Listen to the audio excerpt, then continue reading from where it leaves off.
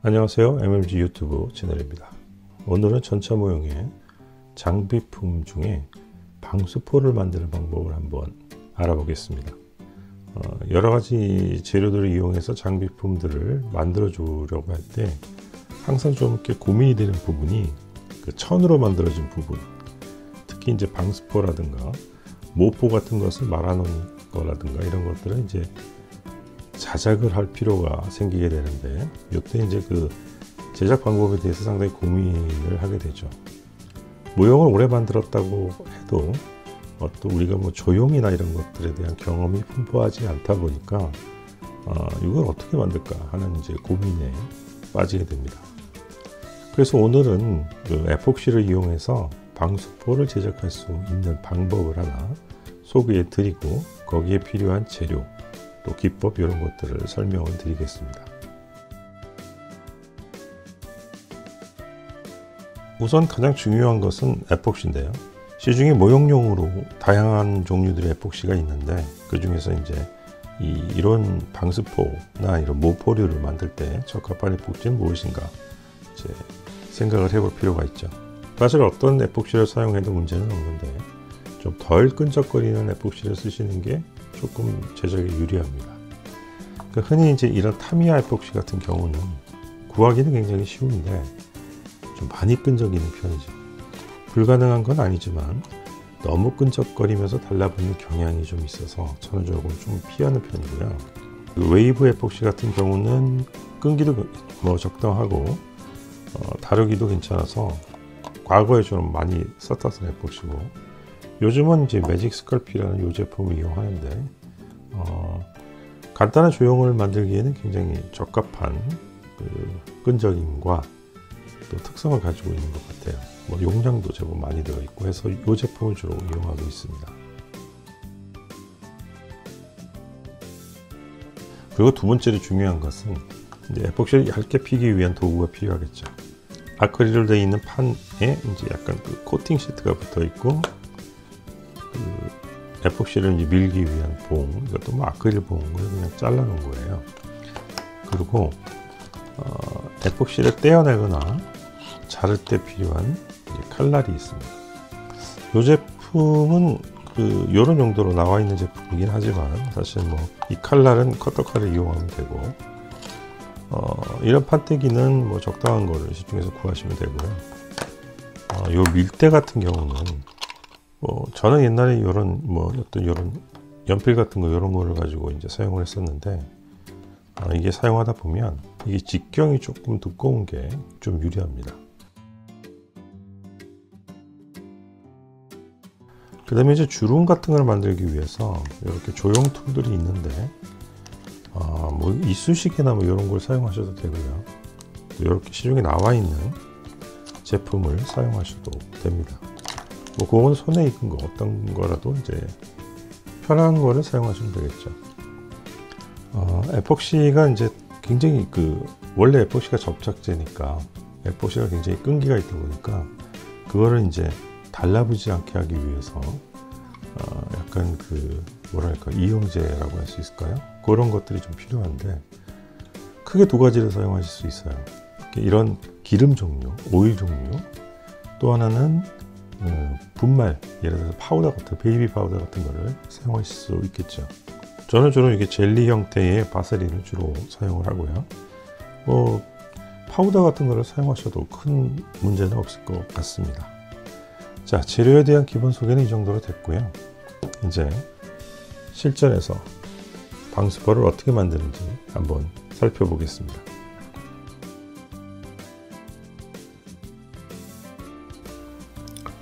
에폭시는 주제와 경화제를 1대1로 이제 반죽을 해주는데요. 뭐 정확히는 맞출 수 없다고 하더라도 가능한 1대1로 맞춰주시는 게 나중에 이제 경도나 이런 데 도움이 됩니다. 에폭시를 반죽하실 때는 손가락에 물을 조금 묻혀주시면 이렇게 끈적끈적함을 조금 방지할 수가 있죠. 근데 너무 많이 묻히게 되면 에폭시가 물에 녹기 때문에 약간만 묻혀주시는 게 좋습니다.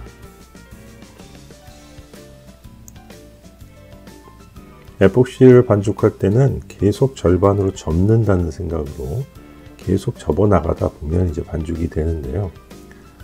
손으로 전달되는 그 온기가 에폭시를 부드럽게 만들기 때문에 조물조물하면서 또 간혹 이제 손가락에 물을 묻혀주면서 완전히 섞일 때까지 반죽을 해줍니다. 이게 완전히 섞이지 않으면 나중에 이제 그 잘 굳지도 않을 뿐더러 나중에 갈라지고 뭐 이런 문제들이 생길 수 있으니까 조금 귀찮더라도 아주 열심히 섞어 주시는 게 좋습니다.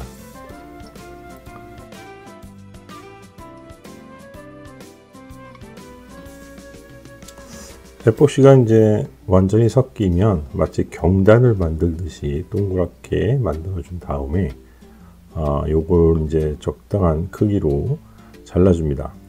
일단 그 판때기에 그 달라붙는 것을 방지하기 위해서 바세린을 붓으로 찍어서 이제 발라주고 있는데요. 요즘은 좀 날씨가 추워서 그런지 바세린이 좀 약간 그 딱딱한 느낌인데 여름에는 뭐 완전히 기름처럼 이렇게 퍼지게 되죠. 롤러에도 바세린을 적당하게 발라줍니다. 이 롤러로 마치 만두피를 빗듯이 이제 그 에폭시를 펴주게 되는데 여기서 이제 요령은 양쪽으로 굴리지 말고 한쪽 방향으로만 힘을 주면서 굴리게 되면 에폭시가 덜 붙게 됩니다. 양쪽으로 똑같은 힘으로 왔다 갔다 하게 되면 에폭시가 이렇게 말려버리는 결과가 되죠. 판을 돌려가면서 에폭시를 이제 잘 펴줘야 됩니다. 제일 중요한 것은 얇게 만드는 것도 중요하긴 한데 두께가 일정하게 만드는 게 가장 중요하죠. 이제 보시면 이제 에폭시가 자꾸 이렇게 붙어서 일어나잖아요. 이럴 때마다 바세린을 조금 발라가면서 에폭시가 이제 그 붙어서 올라오는 것을 좀 방지를 합니다. 뭐 그래도 이제 이렇게 일부분 끝부분에서 올라오는 것은 어쩔 수가 없어요. 계속 이제 정리를 해가면서 좀 시간 여유를 가지시고 이렇게 살살살살 펴줍니다.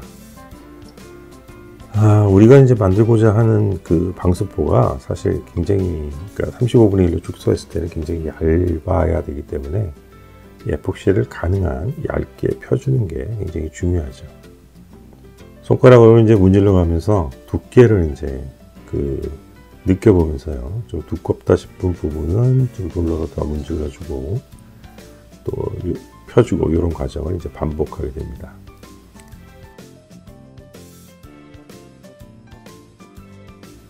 이제 펴진 에폭시를 이제 칼날을 이용해서 이제 잘라주는데요. 이때는 그 방수포 크기를 이제 좀 고려를 해가면서 잘라주게 됩니다.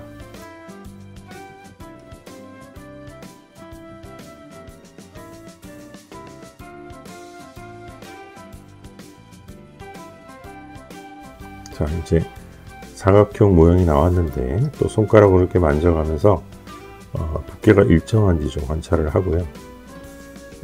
두께가 좀 두꺼운 부분이 있다. 그럼 또 다시 롤러를 이용해서 또 펴줍니다.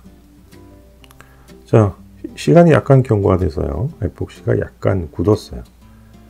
아주 굳은 건 아니고 아주 말랑말랑한 상태를 약간 진한 정도죠.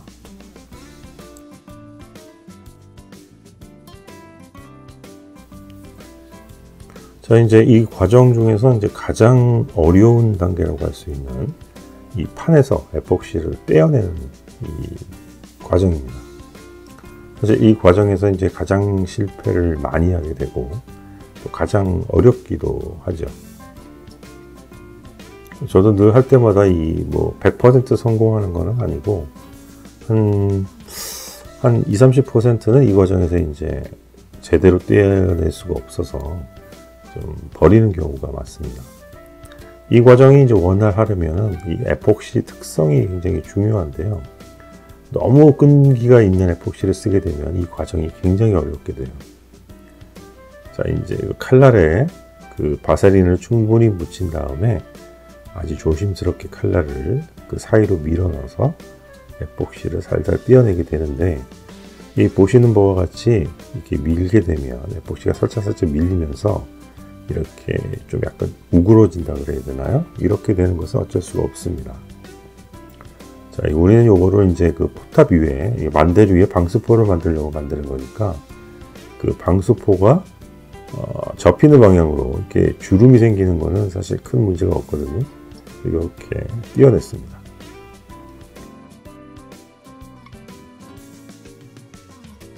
자, 이제 요대로 이제 칼날에 붙은 FOC를 그대로 붙일 자리에 이제 세팅을 하게 되죠. 여기서 조심하실 것은요, 이걸 손으로 떼어내면 안 돼요. 이 손으로 떼어내면 손에 들러붙기도 하고 또 지문이 남거나 또 찌그러지는 경우가 많이 있기 때문에 손을 쓰지 마시고 아까 그 에폭시를 묻혔던 붓으로 살금살금 떼어내시면 쉽게 떨어집니다. 자, 이렇게 해서 떼어내면서 발생됐던 주름을 이제 그대로 살려버리고요. 이제 그 자리를 잡아서 붓으로 위치를 잡아줍니다.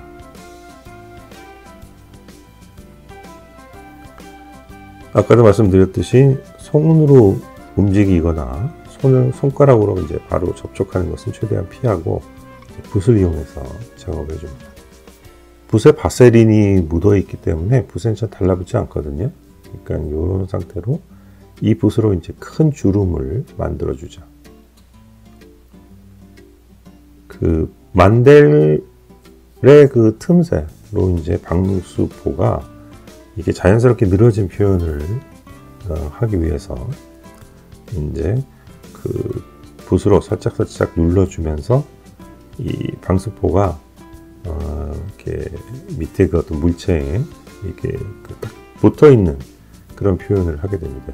이 표현을 잘 해주시면 굉장히 자연스러운 모양을 만들 수가 있죠.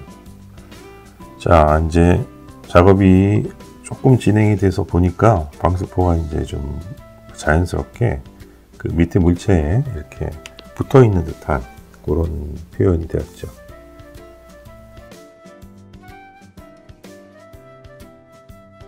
자, 이제는 이제 주름을 좀 만들어 줄 차례인데, 사실 이 과정은 어떻게 이렇게 하시면 됩니다 라고 딱 잘라서 설명을 해드리기가 좀 어려워요. 예, 약간 감각도 필요하고 또 시행착오도 좀 필요한 부분이기 때문에 연습을 좀 나름대로 하셔야 되는데, 이 헝겊이 어떤 물체 위에 이렇게 놓여져서 생기는 주름도 사실 어떤 패턴이 있거든요. 그러니까 사실 저희가 그 옷이나 이런 것을 보면 그 매일매일 접하게 되는 게 천이 구겨지면서 생긴 주름인데, 사실 그 유심히 보지 않기 때문에 그 모양을 만들려고 하면 굉장히 좀 어려운 경우가 많이 있고, 또 만들어 놓고 나면 굉장히 부자연스러운 경우가 많이 있죠. 뭐 이거는 뭐 어떻게 누가 어떻게 지름길을 가르쳐 드릴 수는 없고, 일상생활에서 굉장히 많이 접할 수 있는 옷주름이기 때문에 많이 관찰을 하시고 요거를 이제 모형에 적용하는 수밖에 없습니다. 근데 제가 한 가지 말씀드리고 싶은 것은 주름에 너무 집착하지는 마세요. 그러니까 주름이 너무 많아야 된다는 강박을 가지게 되면 굉장히 어색해지는 경우가 많이 있거든요. 그리고 사실 지나친 잔주름은 색칠하기도 굉장히 힘들기 때문에 그 모형적인 수준에서 적당히 주름을 가지는 게 굉장히 중요합니다.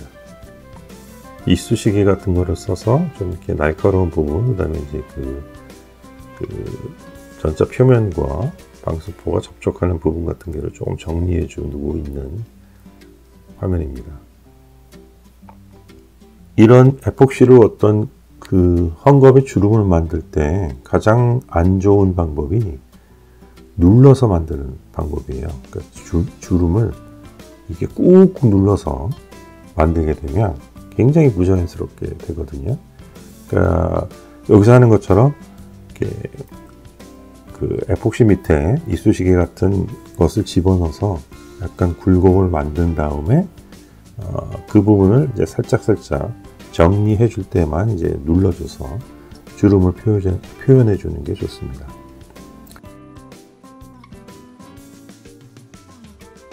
한 가지 또 굉장히 중요한 게 표면 정리인데, 이게 만들 때 보면 그 에폭시 표면이 굉장히 좀 매끈매끈해 보이지만 실제 이게 굳게 되면 굉장히 거칠거칠한 경우가 많이 있거든요. 그거를 나중에 이제 에폭시가 다 굳은 다음에 사포질로 해결을 하려고 그러면 굉장히 힘들어요. 그러니까 그렇게 하지 마시고 에폭시가 굳기 전에 아까 화면에 나온 것처럼 세피를 이용해서 문질러 주시면 그 표면이 좀 정리가 됩니다. 그러니까 바세린을 발라서 하셔도 되고, 그러니까 물을 약간 묻힌 붓으로 표면 정리를 해주시면 약간 그 에폭시 표면이 녹으면서 이제 그 표면이 좀 매끄럽게 되죠. 이렇게 정리를 해주시면 나중에 굳은 다음에 굳이 삿포질을 하지 않으셔도 그 표면이 매끄럽게 만들어집니다. 점차 이제 주름이 좀 자연스러운 모양을 갖춰가고 있습니다. 주름이 지나치게 많은 것보다는 좀 부족한 게 오히려 좀 나은 것 같습니다. 제 경험상.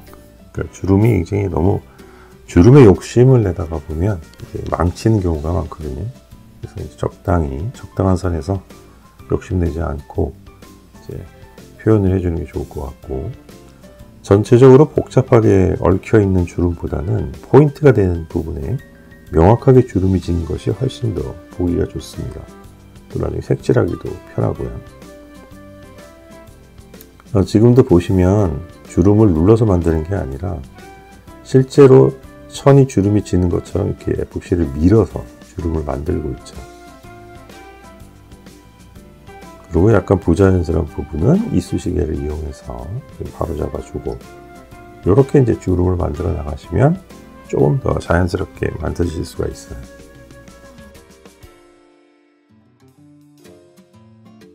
자, 이제 그 만델 위에 방스포와 같은 요령으로 뒤쪽에 이제 장비품을 덮고 있는 그 방스포도 만들어줬어요. 여기서는 이제 큰 주름을 이미 만들었고요. 이제 그 잔주름을 지금 좀 표현하고 있는 단계입니다. 아까도 말씀드렸듯이 주름에 너무 욕심을 내지 마시고 그 주름의 형태에 더 이제 신경을 쓰시는 게 좋아요. 접혀진 부분, 그러니까 끝 부분을 눌러서 이렇게 좀 얇게 표현을 해주면 실제보다 방스포가 훨씬 더 얇아 보이는 효과가 있죠. 이 부분 같은 경우인데요, 좀 눌러줘서 그 끝부분이 두께를 얇게 만들어서 시각적으로 방스포가 좀 얇아 보이도록 만들어줍니다.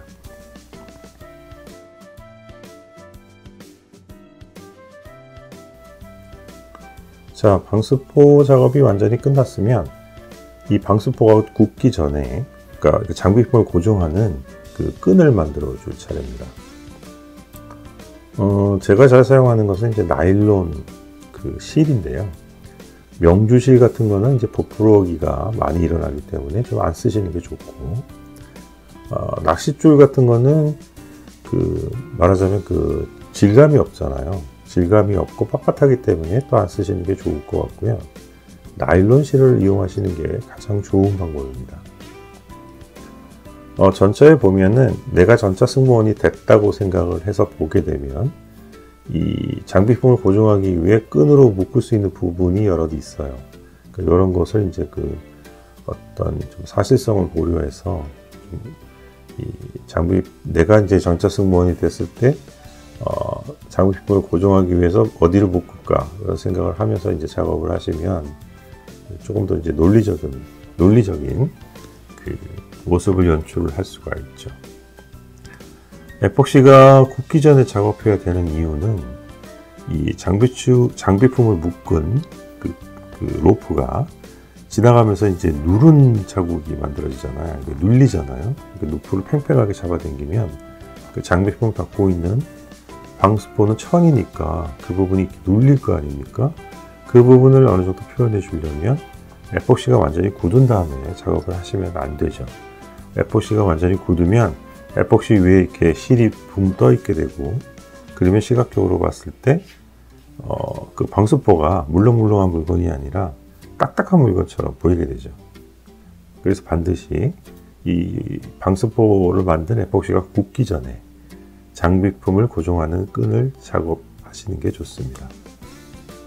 끈은 한번 이렇게 매듭을 묶어 주시고 너무 이렇게 단단하게 묶으려고 여러 번 매듭을 짓지 마시고요.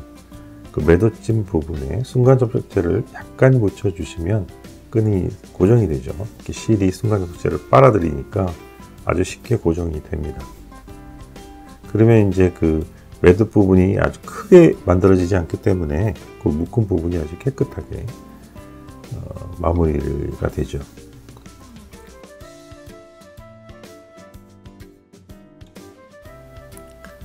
자, 이제 마무리 단계로 그 면봉에 신너를 묻혀서 저희가 이제 작업 중에 그 묻어 있는 그 바세린을 닦아냅니다. 이 작업은 반드시 에폭시가 어느 정도 완전히 굳은 다음에 작업을 진행하셔야 돼요. 뭐 당연한 얘기겠지만 굳지 않은 상태에서 이런 작업을 하게 되면 이제 애써서 만들어 놓은 에폭시가 이제 눌려서 모양이 변형될 수 있으니까 완전히 굳은 다음에 신나로 그 묻어있는 바세린을 닦아냅니다. 제가 이제 이 형제로 바세린을 쓴다고 했을 때 가끔 이런 걸 물어보시는 분들이 있어요.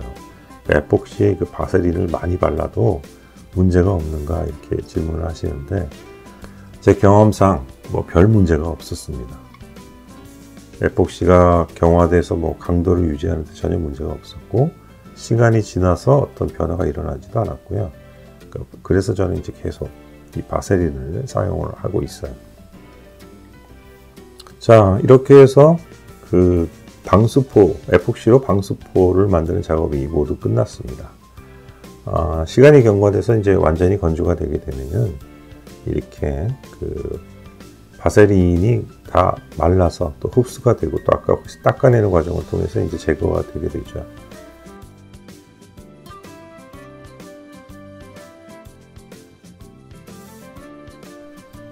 자, 이상으로 방수포 만드는 과정을 한번 살펴봤습니다.